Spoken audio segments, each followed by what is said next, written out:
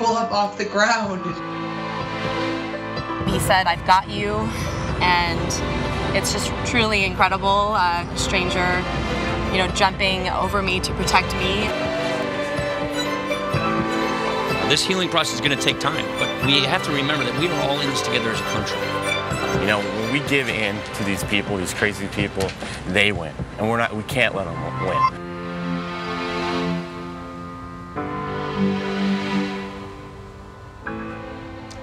In the wake of Sunday's mass shooting, we are seeing passionate calls for gun control. Good evening, everyone. I'm Shannon Ogden. And I'm Ann Trujillo. Thank you for joining us. Late-night talk show hosts Jimmy Kimmel and Stephen Colbert, they weren't shy about their opinions in their monologues. And tonight, gun rights advocates are pushing back. Denver 7's Lance Hernandez is digging into this. Lance, obviously, very strong feelings all around here. Some people argue, Shannon, that banning certain guns or limiting access to weapons will lessen the likelihood of mass shootings. Others argue that no laws could have stopped what happened in Las Vegas. Late-night hosts are weighing in, asking why should anyone have a gun that can fire armor-piercing bullets?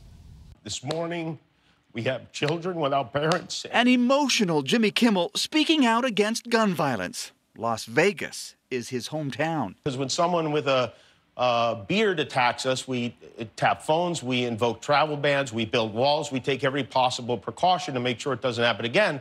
But when an American buys a gun and kills other Americans, then there's nothing we can do about that. Stephen Colbert was more measured. This afternoon, the president called this an act of pure evil, and I think he's right. So what then are we willing to do to combat pure evil? The answer can't be nothing. It's natural to want to do something, take some kind of action, but gun rights advocates say more laws aren't the answer. They say criminals will always find a way to get a gun. Gun shop owner Robert Parker says the Second Amendment already has more restrictions placed on it than any other. Most gun owners don't mind going through a background check. In a lot of states like California, New York, Washington, D.C., there are even more restrictions on people's gun rights. And I think at a certain point, you just have to say enough is enough. The head of Rocky Mountain Gun Owners told Denver 7 that no gun control laws would have stopped the Las Vegas shooter. He said that won't stop gun control advocates from trying to strip constitutional freedoms from a growing number of Americans. His website includes this post stating assault is a behavior, not a device. And I also asked the gun shop owner what he thinks the solution is. He said you can't lump all gun violence into one group. He said most deaths from gun violence are a result of gang violence. He said mental health is part of the equation, but there's no one single solution. Shannon? Colorado's gun laws are similar to Nevada's with a few key differences. After the Aurora Theater shooting, Colorado required a more extensive background check on all gun purchases. In Nevada, voters approved universal background checks, but the state attorney general has put that on hold. Also, Colorado lawmakers passed a magazine capacity limit of 15. There is no limit in Nevada.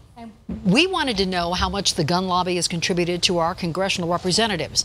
According to Politico, just in 2016, Ken Buck took almost $15,000 from gun advocacy groups. Scott Tipton took about $25,000, and Mike Kaufman received the most of any Colorado Republican, taking close to $31,000 from gun advocates last year. The NRA did not contribute to any of Colorado's Democratic reps. Christopher Roybal, an Afghanistan war veteran, is one of those 59 people who died in Las Vegas. He lived in Metro Denver. He was working to start at Crunch Fitness in Aurora. He would take a bad mood that you had and you would just laugh all day. I felt like it brought out the best in me anytime I was around him. Roybal served 4 tours in the Middle East, and just 2 months ago, he wrote this chilling Facebook post describing what it's like to be shot at. This is a quote from that.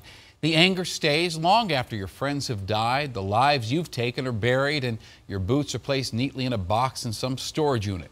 It's a nightmare, he says, that no amount of drugs, no amount of therapy, no amount of drunk talks with your war buddies will ever be able to escape. Las Vegas officials say they have now identified all but 3 of the 59 people who were killed in Sunday's attack. And tonight, as we have seen so many times in recent weeks, there is an overwhelming amount of love and support for those victims. The official Vegas Victims Fund has raised close to $4 million. The original goal was $2 million. And Bond Fees tells us they have seen a significant rise in the number of blood donations. Almost 500 people donated blood just yesterday. That's up almost 50% from 2016. And there will be a vigil in support of all those victims tomorrow night at Denver's City Park. That starts at 7 o'clock. And our coverage continues 24/7 on the free Denver 7 app. We've posted new information about how the gunman prepared for this horrifying attack.